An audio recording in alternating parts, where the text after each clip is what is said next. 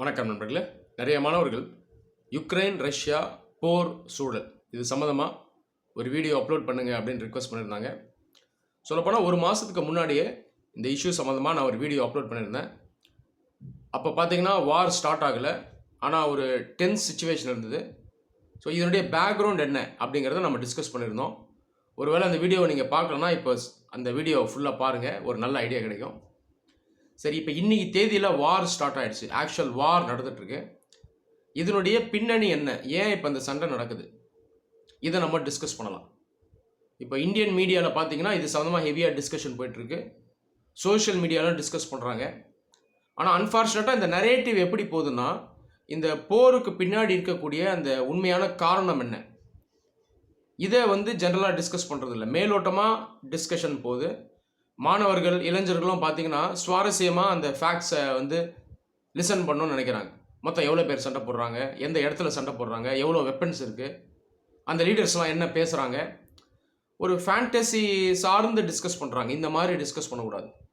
சர்வதேச உறவுகள், அதாவது இன்டர்நேஷ்னல் ரிலேஷன் அப்படின்னு வரும்பொழுது அந்த ஃபவுண்டேஷனல் நாலேஜ் நமக்கு இருக்கணும். அந்த பிரச்சனை ஏற்படுதுன்னா அதனுடைய பின்புலம் என்ன அப்படிங்கிறத நம்ம லேர்ன் பண்ணணும். இப்போ இந்த யுக்ரைன் ரஷ்யா போர் இதனுடைய பின்புலம் என்ன அப்படிங்கிறத நான் சொல்கிறேன். இப்போ மீடியாவில் பார்த்தீங்கன்னா இந்த லீடர்ஸை சப்போர்ட் பண்ணியும் இந்த நாடுகளை சப்போர்ட் பண்ணி கூட நரேட்டிவ் போகும். உதாரணத்துக்கு விளாடிமிர் புட்டின், ரஷ்யன் லீடர், அவரை சப்போர்ட் பண்ணி ஒரு நரேட்டிவ் போகும். உதாரணத்துக்கு அமெரிக்கா போன்ற நாடுகள் ரஷ்யாவை எதிர்க்குது, வேறு வழி இல்லாமல் புட்டின் வாரை ஸ்டார்ட் பண்ணிட்டாரு அப்படின்னு ஒரு நரேட்டிவ் போகும். இன்னொரு பக்கம் பார்த்தீங்கன்னா புட்டின் ஒரு சர்வாதிகாரி, வெஸ்டர்ன் கண்ட்ரீஸ் அதாவது மேற்கத்திய நாடுகள் பார்த்தீங்கன்னா இவங்க டெமோக்ரஸியை விரும்புகிறவங்க அப்படின்னு இன்னொரு நரேட்டிவ் போகும். இது இரண்டுமே பார்த்தீங்கன்னா ரியாலிட்டி கிடையாது. ரியாலிட்டி வேறு. அதே போல் கம்யூனிசம் சார்ந்தோ கேபிட்டலிசம் சார்ந்தோ சித்தாந்தம் சார்ந்து கூட இந்த டிஸ்கஷன் போகும். ரஷ்யா சமத்துவத்தை ஃபாலோ பண்ணுற நாடு, மேற்கத்திய நாடுகள் அவங்க முதலாளித்துவத்தை ஃபாலோ பண்ணுறாங்க, இப்படி டிஸ்கஷனும் போகுது. கம்யூனிசம் பார்த்திங்கன்னா ரஷ்யாவில் ஒரு காலத்தில் இருந்தது, சோவியட் யூனியனாக இருக்கும்பொழுது ஸ்டார்டிங் ஸ்டேஜஸில் இருந்தது. அதுக்கப்புறம் 1960 அப்புறம் பெருசாக கம்யூனிசத்தை சோவியட் யூனியனே ஃபாலோ பண்ணல, இதுதான் உண்மை.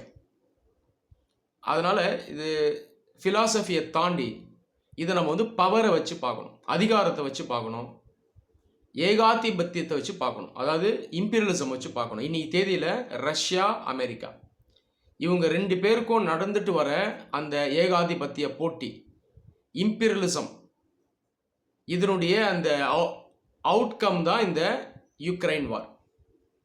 ஒரு காலத்தில் நீங்கள் ரஷ்யா இது ஒரு எம்பையராக இருந்தது, அதாவது ஒரு பேரரசாக இருந்தது. 18th செஞ்சுரியில் ஆரம்பித்து 20th செஞ்சுரி வரைக்கும் அந்த பேரரசு இருந்தது. அந்த காலத்தில் ரஷ்யன் எம்பையர் பார்த்தீங்கன்னா இன்னும் மற்ற எம்பையர்ஸோட காம்படிஷனில் இருந்தாங்க. பெர்ஷியன் எம்பையர், ஆட்டோமேன் எம்பையர், அதுக்கப்புறம் பிரிட்டிஷ் எம்பையர், இவங்களுக்குள்ள அந்த போட்டி இருந்தது.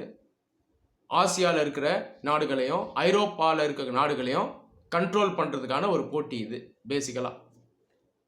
அதுக்கப்புறம் மெயினாக பிரிட்டிஷ் எம்பையருக்கும் ரஷ்யன் எம்பையருக்கும் நடுவில் ஒரு போட்டி இருந்தது. இதை கிரேட் கேம் அப்படின்னு சொல்லுவாங்க. சொல்லப்போனால் இந்தியா பிரிட்டிஷ் கண்ட்ரோலில் இருக்கும்போது பிரிட்டிஷ் என்ன நினச்சாங்கன்னா இந்தியாவை கூட ரஷ்யன் எம்பையர் ஆக்குப்பை பண்ணக்கூடிய ஆபத்து இருக்குதுன்னு சொல்லி இந்தியாவை அவங்க ரொம்ப நாளாகவே சேஃப்கார்ட் பண்ணி வச்சுருந்தாங்க. இதையும் நம்ம கவனிக்கிறோம். 2ஆம் உலகப் போர் வருது. 2ஆம் உலகப் போர் வரைக்கும் தான் பிரிட்டிஷ் ஒரு சூப்பர் பவராக இருக்காங்க, அதாவது வல்லரசாக இருக்காங்க. 2ஆம் உலகப் போர் முடிஞ்சதுக்கப்புறம் பிரிட்டன் பார்த்திங்கன்னா சூப்பர் பவர் கிடையாது. 1945 அப்புறம் அமெரிக்கா, சோவியட் யூனியன், 2 நாடுகள் தான் வல்லரசாக இருக்குது.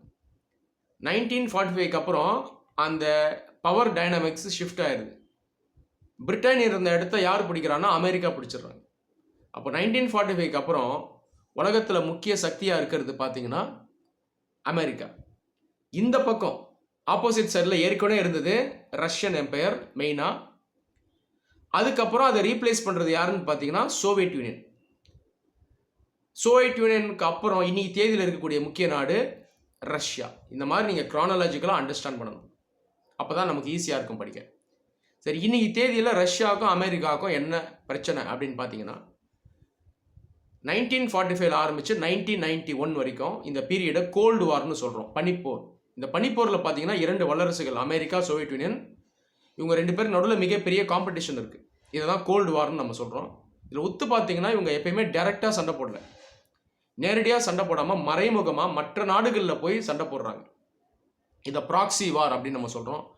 ப்ராக்சி வார்னால பல நாடுகள் அழிஞ்சிருக்கு, அப்பாவி மக்கள் செத்துருக்காங்க. Vietnam, Korea, Afghanistan, Africa, south America, அந்த மாதிரி நிறைய எக்ஸாம்பிள் சொல்லிக்கிட்டே போகலாம். இந்த ப்ராக்சி வாரில் உத்து பார்த்தீங்கன்னா அமெரிக்கா இந்த அணியில் மற்ற நாடுகள் போய் சேரும், இந்த பக்கம் சோவியட் அணியில் மற்ற நாடுகள் போய் சேரும். ஆப்பிரிக்காவை பார்த்தீங்கன்னா பல நாடுகள் ஆப்பிரிக்காவில் இந்த ப்ராக்சி வாரால் அழிஞ்சிருக்கு. ஆப்பிரிக்காவில் ஒரு சில முக்கியமான லீடர்ஸை அமெரிக்கா அந்த காலத்தில் என்ன பண்ணிட்டாங்கன்னா அசாசினேட் பண்ணிட்டாங்க, அவங்க வந்து கொண்டுட்டாங்க. சிஐஏ அப்படின்ற இன்டெலிஜென்ஸ் ஏஜென்சி மூலமாக இன்டெரக்டாக என்ன பண்ணுவாங்கன்னா, ஒரு லீடர் ஒரு நாட்டில் இருக்கார், அமெரிக்காவுக்கு எதிராக இருக்காருன்னா அவரை இன்டெரக்டாக அந்த நாட்டில் இருக்க எதிர்கட்சியோட சேர்ந்தோ இல்லை அந்த நாட்டில் இருக்கக்கூடிய ஆயுதம் ஏந்திய குரூப் எதாவது இருந்ததோ அதோட சேர்ந்தோ இவரை வந்து எலிமினேட் பண்ணுவாங்க, தேவைப்பட்டால் அவங்கள வந்து மர்டரே பண்ணிடுவாங்க. இந்த மாதிரி ஒரு சூழ்நிலையெல்லாம் இருந்தது. ரெண்டுமே ஏகாதிபத்திய சக்திகள் தான். சோவியத் யூனியனும் பார்த்தீங்கன்னா இதை தான் பண்ணாங்க. உதாரணத்துக்கு ஆப்பிரிக்காவில் எத்தியோப்பியா, சோமாலியா போன்ற நாடுகளில் இவங்களுடைய அரசியலும் உள்ளே இருந்தது. இதில் உத்து பார்த்தீங்கன்னா ஒரு சில நேரத்தில் ரெண்டு பேருக்கும் நடுவில் ஒரு மறைமுகமான மேட்ச் ஃபிக்ஸிங் கூட இருக்கும். தேவைப்படும் போது ஒன்றா சேர்ந்தும் செயல்படுவாங்க. 1950s சுயஸ் கனல் கிரைசிஸ் அப்படின்ற ஒரு சர்ச்சை இருந்தது. அந்த சர்ச்சை பார்த்தீங்கன்னா ஈஜிப்டில் இருக்கக்கூடிய சூயஸ் கால்வாய் இருக்கு இல்லையா, அதை வந்து ஆக்கிரமிப்பு பண்ண முயற்சி பண்ணாங்க. யார் பண்ணாங்கன்னா பிரிட்டன், ஃப்ரான்ஸ், இஸ்ரேல் இவங்க சேர்ந்து முயற்சி பண்ணும்போது இதை கூட்டாக எதிர்த்தவங்க யாருன்னு பார்த்தீங்கன்னா அமெரிக்கா, சோவியத் யூனியன் ரெண்டு பேருமே சேர்ந்து எதிர்த்தாங்க. ஏன்னா அங்கே அவங்களுக்கு வெஸ்டட் இன்ட்ரெஸ்ட் இருந்துச்சு. இப்போ அந்த பனிப்போரில் கூட பார்த்தீங்கன்னா தேவைப்படும் போது கூட்டாக செயல்படுவாங்க. அதே போல் 1945 யுனைடெட் நேஷன் செக்யூரிட்டி கவுன்சில் அந்த பாதுகாப்பு சபையில் நீங்கள் பார்த்தீங்கன்னா அமெரிக்கா, சோவியத் யூனியன் ரெண்டு பேருமே பர்மனன்ட் மெம்பர்ஸ். இன்னைக்கு தேதி வரைக்கும் ரெண்டு பேருமே பர்மனன்ட் மெம்பர்ஸ். இப்போ இவங்களுக்குள்ளேயே பார்த்தீங்கன்னா ஒரு சில இடத்துல வந்து ஒரு விதமான டாசிட் அண்டர்ஸ்டாண்டிங் இருக்கும். பனிப்போர் நடக்கும் பொழுது அமெரிக்கா இந்த டீமை வந்து வெஸ்டர்ன் பிளாக்னு சொல்கிறோம், இந்த பக்கம் சோவியத் யூனியன் இருந்த டீமை ஈஸ்டர்ன் பிளாக்னு சொல்கிறோம். கம்யூனிச கொள்கையை ஈஸ்டர்ன் பிளாக் ஃபாலோ பண்ணிச்சு, கேபிட்டலிசம் கொள்கையை வெஸ்டர்ன் பிளாக் ஃபாலோ பண்ணிச்சு. இந்த ரெண்டு அணிகளும் பார்த்தீங்கன்னா மிலிட்ரி ஆர்கனைசேஷன் வச்சுருந்தாங்க. நேட்டோ அப்படிங்கிறது வெஸ்டர்ன் பிளாக்கோட மிலிட்ரி ஆர்கனைசேஷன். இன்னைக்கு தேதியிலும் நேட்டோ இருக்குது. உலகத்தில் மிக சக்தி வாய்ந்த அமைப்பு நேட்டோ தான். இந்த பக்கம் ஈஸ்டர்ன் பிளாக்ல பார்த்தீங்கன்னா அந்த காலத்தில் வார்சா பேக்ட் அப்படின்னு ஒரு மிலிட்ரி ஆர்கனைசேஷன் இருந்தது. வார்சா பேக்டுடைய அந்த சோல்ஜர் ஸ்ட்ரென்த் ஒரு காலத்தில் நேட்டோவை விட அதிகமாக இருந்தது. 1991 சோவியத் யூனியனை உடஞ்சிருது. அதுக்கப்புறம் என்ன ஆயிடுதுன்னா அந்த வார்சா பேக்ட் அப்படின்ற அந்த ஆர்கனைசேஷன் இல்லாமல் போயிடுது.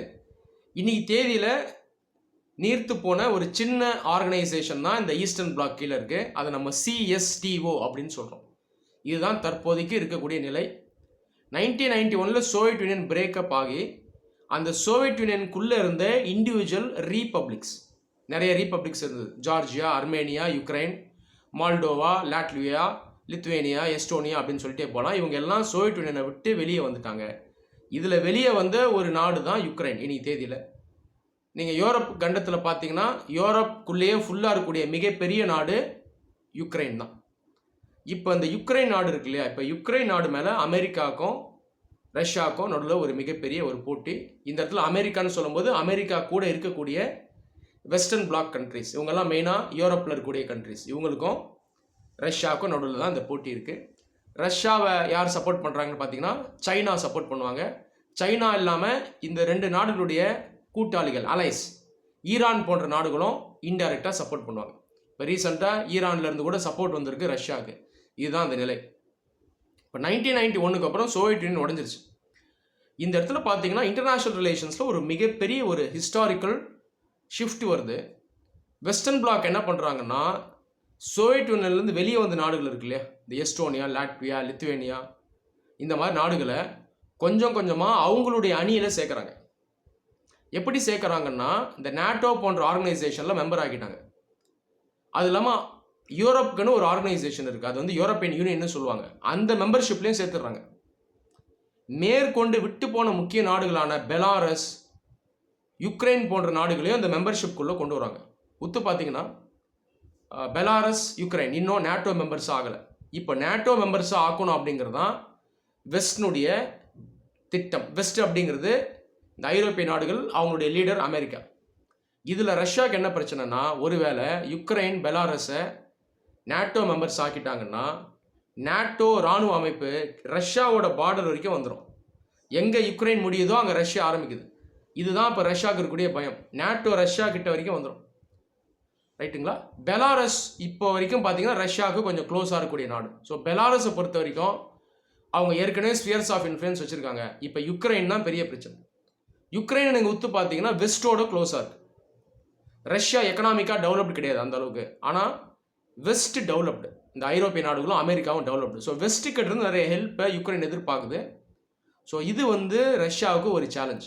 ஒருவேளை யுக்ரைன் வெஸ்ட் பக்கம் போயிடுது, நாளைக்கு நாட்டோவில் மெம்பர்ஷிப் வாங்கிட்டாங்கன்னா நமக்கு மிகப்பெரிய ஆபத்து அப்படின்னு புட்டின் ஃபீல் பண்ணுறாரு. இந்த காரணத்தினால தான் யுக்ரைன் மேலேயே அவர் படையெடுக்கணும் அப்படின்ற முடிவுக்கு வந்திருக்காரு. ஏற்கனவே 7 வருடங்கள் முன்னாடி யுக்ரைனில் ஒரு பகுதியாக இருந்த கிரைமியா அப்படின்ற இடம், இது பிளாக் சீயை ஒட்டி இருக்கும். அந்த இடத்த, அந்த ரீஜனை ரஷ்யா ஆக்குபை பண்ணாங்க. இனி தேதியில் கிரைமியா வந்து ரஷ்யாவினுடைய ஒரு பார்ட் ஆயிடுச்சு. இதனால இன்டைரக்டாக இந்த பிளாக் சீக்கும் ஆக்சஸ் இருக்குது ரஷ்யாவுக்கு. இப்போ மேற்கொண்டு யுக்ரைனில் இருக்கக்கூடிய டான்பாஸ் அப்படின்ற இந்த ஒரு பார்ட் இருக்குது. இந்த பகுதி நீங்கள் பார்த்தீங்கன்னா யுக்ரைன்லேருந்து பிரிஞ்சு வந்துடணும் அப்படின்னு அங்கே இருக்கக்கூடிய மக்கள் எதிர்பார்க்குறாங்க. அவங்கள வந்து ப்ரோ ரஷ்யன் செப்பரேட்டிஸ்ட்னு சொல்லுவாங்க. அதாவது ரஷ்யாவுக்கு சப்போர்ட் பண்ணக்கூடிய யுக்ரைனுக்குள்ளேயே இருக்க மக்கள். இப்போ அந்த டான்பாஸ் பகுதி தான் ரஷ்யாவுக்கு ஒரு பலம். ஏன்னா அவங்க ரஷ்யாவுக்கு சப்போர்ட் பண்ணுறாங்க. இந்த டான்பாஸ் ரீஜனை இப்போ ரீசெண்டாக ரஷ்யா என்ன பண்ணுறாங்கன்னா தனி பகுதியாக, நாடாக நாங்கள் அங்கீகரிக்கிறோம் அப்படின்னு ரஷ்யா சொல்லியிருக்காங்க. ஸோ இப்படிப்பட்ட ஒரு சூழ்நிலை இருக்குது. ரஷ்யா ஒரு வகையில் சோவியத் யூனியனை மறுபடியும் உருவாக்கணும் அப்படின்ற ஒரு ஆசை வச்சுருக்காங்க அப்படின்னு நம்ம சொல்லலாம். கண்டிப்பாக ஏற்கனவே வெளியே போன நாடுகளை மறுபடியும் சோவியத் யூனியனுக்குள்ளே கொண்டு வர முடியாது. இந்த இடத்துல சோவியத் யூனியன் அப்படின்னு சொல்கிறது என்னென்னா, ஏற்கனவே ரொம்ப ஸ்ட்ராங்காக இருந்த சோவியத் யூனியன் போல் இன்னைக்கு தேதியில் ரஷ்யா கூட நிறையா பார்ட்னர்ஸை சேர்த்து வெஸ்ட்டை எதிர்க்கிறதுக்கான முயற்சியில் ஈடுபடுறாங்க. இது உண்மைதான். உதாரணத்துக்கு இன்னைக்கு தேதியில் இருக்கக்கூடிய மிலிட்ரி ஆர்கனைசேஷன் CSTO, இது கண்டிப்பாக நாட்டோவோட கம்பேர் பண்ண முடியாது, ஸ்ட்ரென்த் ரொம்ப கம்மி. இப்போ நிறைய பார்ட்னர்ஸை மறுபடியும் தன் கூட சேர்த்துக்கிட்டு ரஷ்யா அந்த CSTOவை ஸ்ட்ரென்தன் பண்ணி ஃப்யூச்சரில் நாட்டோ மாதிரியான ஒரு மிகப்பெரிய சக்தி வாய்ந்த அமைப்பாக மாற்றணும் அப்படின்ற ஒரு எண்ணம் இவங்களுக்கு இருக்குது. அப்போ எப்படி வெஸ்ட் நாட்டோவில் மெம்பர்ஷிப் சேர்க்க பார்க்குறாங்களோ, இந்த பக்கம் ரஷ்யா என்ன பண்ணுறாங்கன்னா ஏற்கனவே இருந்தக்கூடிய ஈஸ்டர்ன் பிளாக்கை இனி தேதியில் மறுபடியும் ஸ்ட்ரென்தன் பண்ணணும்னு பார்க்குறாங்க. CSTO மிலிட்ரி அமைப்பை இன்னும் ஸ்ட்ரென்தன் பண்ணுறோன்னு பார்க்குறாங்க. ஸோ இந்த 2 ஏகாதிபத்தியம், இந்த இம்பீரியலிசமுக்கு நடுவில் யுக்ரைன், பெலாரஸ் போன்ற நாடுகள் இப்போ மாட்டியிருக்கு. மக்கள் தான் இதனால் பலியாயிட்டு வராங்க. இது வந்து போரை தாண்டி மனித உரிமை சார்ந்த பிரச்சனைகளும் இருக்குது. இந்த மாதிரி வார் வரும்போது மக்கள் என்ன பண்ணுவாங்கன்னா, லட்சக்கணக்கான மக்கள் மைக்ரேட் ஆகி மற்ற நாடுகளுக்கு போவாங்க. இப்போ யுக்ரைனில் பார்த்தீங்கன்னா என்ன ஆகும்னா, யூரோப் நோக்கி, அதாவது ரெஸ்ட் ஆஃப் யூரோப், யுக்ரைன் அல்லாமல் மிச்சம் இருக்கக்கூடிய ஐரோப்பிய நாடுகள் இருக்குல்ல, அதை நோக்கி இவங்க முயற்சி பண்ணுவாங்க. இதனால் மக்களுக்கு மிகப்பெரிய பிரச்சனை. அவங்கள ஏற்றுக்கிறதுக்கும் பல நாடுகள் வந்து யோசிக்கும். இந்த மாதிரி ஒரு பிரச்சனையும் இருக்குது. இந்த போர் நடக்கிறதுனால பொருளாதாரம் இதனால் அஃபெக்ட் ஆகும். ஆயில் ப்ரைஸ் அதிகமாகும், ஷேர் மார்க்கெட் அஃபெக்ட் ஆகும். இந்த மாதிரி வந்து சிக்கல்களும் இருக்குது. இப்போ இந்த வார் இன்னும் சில நாட்கள் போகுது அப்படின்ற பட்சத்தில் கிரைமியாவை அனெக்ஸ் பண்ண மாதிரி இந்த டான்பாஸ் ரீஜனையும் ரஷ்யா அனெக்ஸ் பண்ணுறதுக்கான வாய்ப்பும் இருக்குது. நம்ம அதை வெயிட் பண்ணி தான் பார்க்கணும். ரஷ்யா சைடில் அவங்க வைக்கக்கூடிய வாதம் என்னென்னா, ஒரு காலத்தில் ரஷ்யன் எம்பையர் இருக்கும்போது இந்த யுக்ரைனில் இருக்கிற ஒரு சில பகுதிகள் ரஷ்யன் எம்பையரில் தான் இருந்தது. அதுக்கப்புறம் சோவியத் யூனியன் அதுக்கப்புறம் உருவாகும் பொழுது இது வந்து யுக்ரைனுக்கு போயிடுச்சு, இது எங்களால் ஏற்றுக்க முடியாது அப்படின்னு புட்டின் இன்னைக்கு சொல்கிறார். இது இவர் வைக்கக்கூடிய வாதம்.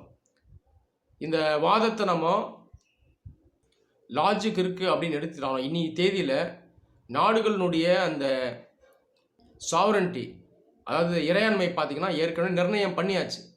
இதுக்கப்புறம் பேரரசு இருந்த காலத்தை சுட்டி காட்டி மறுபடியும் அந்த ரீஜன்ஸை நாங்கள் எடுக்க போகிறோம் அப்படின்னு சொல்கிறது கண்டிப்பாக சரியான ஒன்றாக இருக்காது. அப்படி மற்ற நாடுகளும் சொல்ல ஆரம்பித்தா ஏற்கனவே அவங்க ஆட்சி பண்ண இடங்களை மறுபடியும் எடுக்க மற்ற நாடுகளும் முயற்சி பண்ணுவாங்க. இதையும் புட்டின் வந்து மனசில் வைக்கணும். இந்த மாதிரி வெஸ்ட்டும் ரஷ்யாவும் சண்டை போட்டுட்ருக்கிறது உலகத்துக்கு நல்லதில்லை. முடிஞ்ச வரைக்கும் இந்த வாரை சீக்கிரம் முடிக்கிறது நல்லது. யுனைடெட் நேஷன் செக்யூரிட்டி கவுன்சில் பாதுகாப்பு குழு இதில் டைரெக்டாக இறங்கி ரஷ்யாவுக்கும் அதே போல் வெஸ்டர்ன் கண்ட்ரீஸ்க்கும் ப்ராப்பரான டைரக்ஷன் கொடுத்து இந்த போரை சீக்கிரம் முடிவுக்கு கொண்டு வர்றது ஒரு நல்ல ஒரு ஆக்ஷனாக இருக்கும். நன்றி.